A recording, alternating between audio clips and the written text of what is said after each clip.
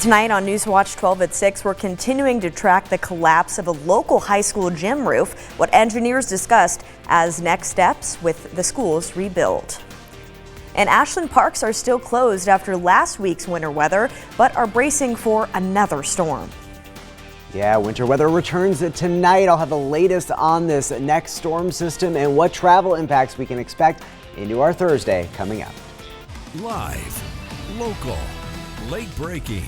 This is NewsWatch 12 at 6. The Black Tornado is set to resume classes tomorrow following the hairline fracture on a support beam that turned into a full-blown collapse of the North Medford gym. Other school districts in the Rogue Valley are now monitoring their structures closely. Thanks for joining us tonight. I'm Haley Gravitt.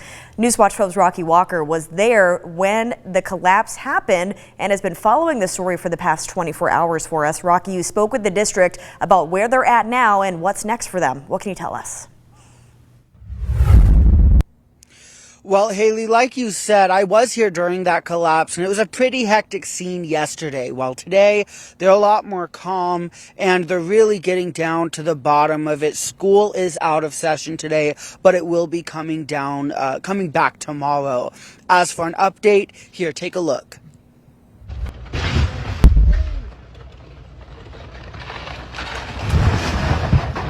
They dropped everything and did everything in their power to ensure that students and adults were always safe. Medford School District Superintendent applauding the work of construction crews and school district employees after the collapse of the North Medford High School gym.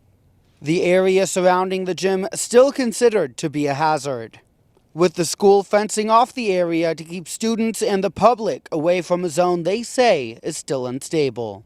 We've worked with our engineers, our city teams, Medford Fire, to ensure that our contractor, to ensure that if these walls were to fail, worst case scenario, it's still not going to impact anybody and harm anybody. So students and staff will be safe. The district, alongside engineers, inspecting the surrounding buildings of North Medford High School. They say the rest are structurally sound and safe for students to return. Other local districts, in response to the collapse, also inspecting their buildings for damage from the snow. Given Medford's, unfortunate circumstances for Medford, and our heart goes out to them. We wanted to, in an abundance of caution, put another set of eyes on all the buildings. While no timeline is set, Medford School District plans on demolishing the gym, starting at its weakest points. The district and their insurance company working to get to the bottom of this collapse. Now, this collapse took place after a $3 million seismic upgrade that happened just this past summer. And I know one of the first thoughts in a lot of people's mind is the money. How much is this going to cost? What's that going to look like? When I asked the district, they did say that they're going to be analyzing, seeing just how much it's going to cost, but they are going through their insurance company, and they have a $100,000 deductible. Hopefully the insurance could take care of the rest, but they will have to get down to the bottom of this all to see where it'll go from and how much it'll cost in the end. But at the moment, they said a $100,000 deductible. But we all know demolishing this building behind me and building a whole new one is going to cost a lot more than that. But reporting live in Medford, I'm Rocky Walker. Rocky, thank you. Let's check in with Storm Tracker 12 Chief Meteorologist Matt Hoffman for a look at our conditions. Pretty quiet week for us relatively, but some action is headed our way. Isn't that right, Matt? Yeah, it was a nice little break from all the winter weather, but it has definitely been cold. Let's take a look at current conditions. This morning, we made it well below zero in the basin, 15 below our low temperature this morning in Klamath Falls. 24 degrees below zero in Lakeview. We've been seeing clouds, though, increasing. Still some pretty cold conditions in Wairika, 16 degrees. We did make it into the 40s in Medford and Grants Pass, but now temperatures starting to back off a bit. 39 in Medford, it's 41 in Grants Pass, and 34 degrees in Mount Shasta.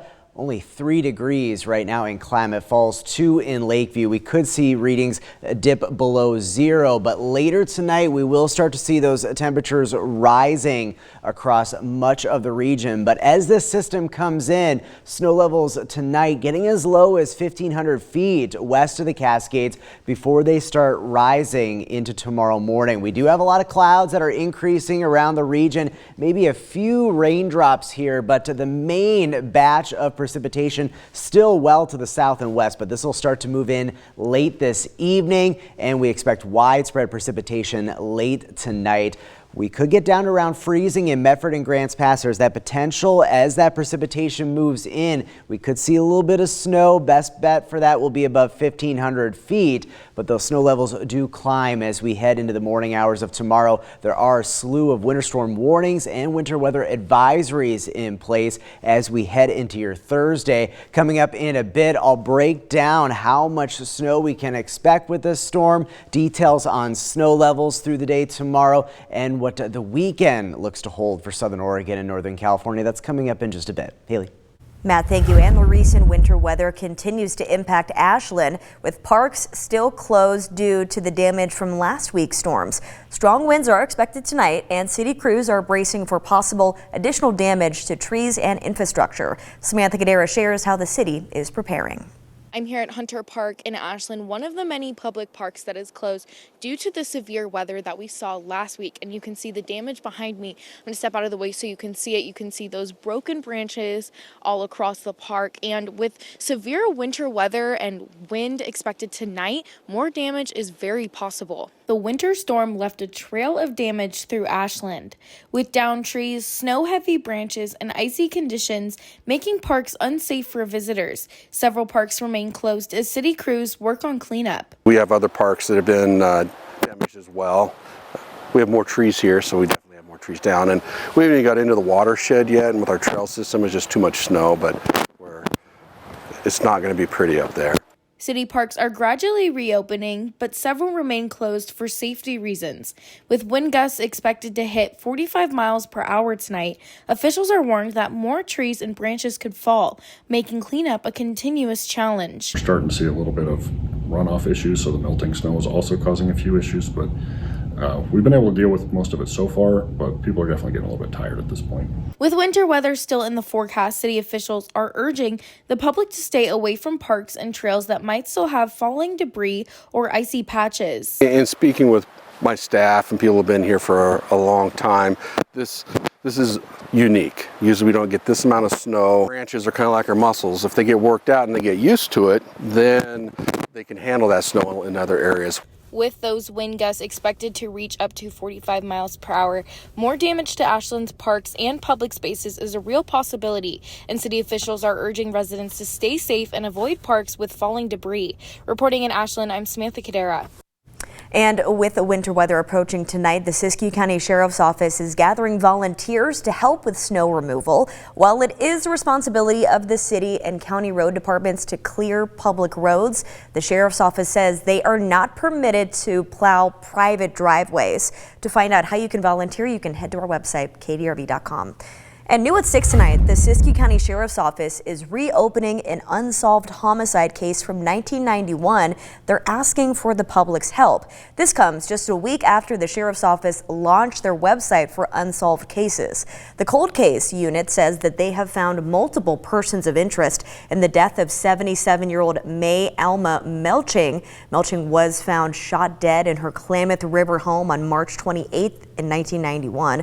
A closer look at the case can be found on our website, along with how to submit any information.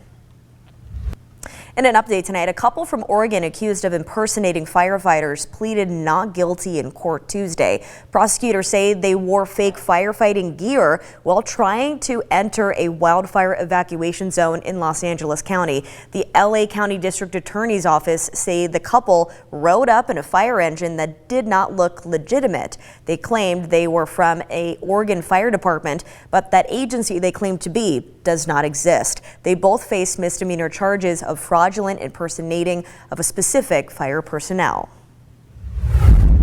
Looking at a health watch tonight, we're experiencing the most intense flu season the U.S. has had in at least 15 years. The CDC estimates there have been over 24 million flu illnesses this season. California and Oregon are both very high when it comes to positive illness tests.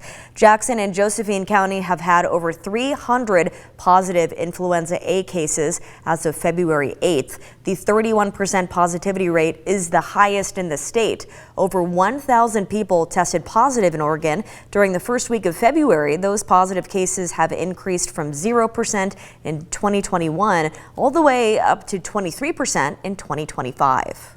It's better late than never, I would say, with this vaccine. And since we're seeing a little bit of a later flu season with A, then it's still not too late to do that.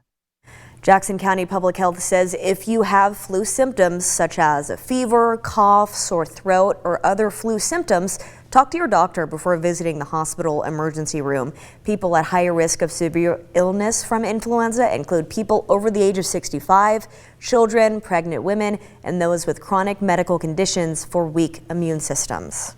And the Oregon Health Authority says that positive COVID-19 cases are low this season due to vaccinations and immunity. Today's latest report shows RSV is on the rise. Last week, over 300 people tested positive for RSV. 74 of those positive tests were in Jackson and Josephine counties.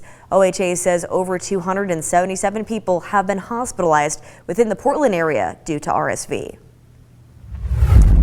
And on the School Watch tonight, the February 19th deadline to submit your kids' vaccine records to schools and child care facilities is fast approaching. Under state law, all children must provide documentation showing that they are up to date on required immunizations or have an exemption. If a child's vaccination records are not up to date, the child's school or care center could send them home.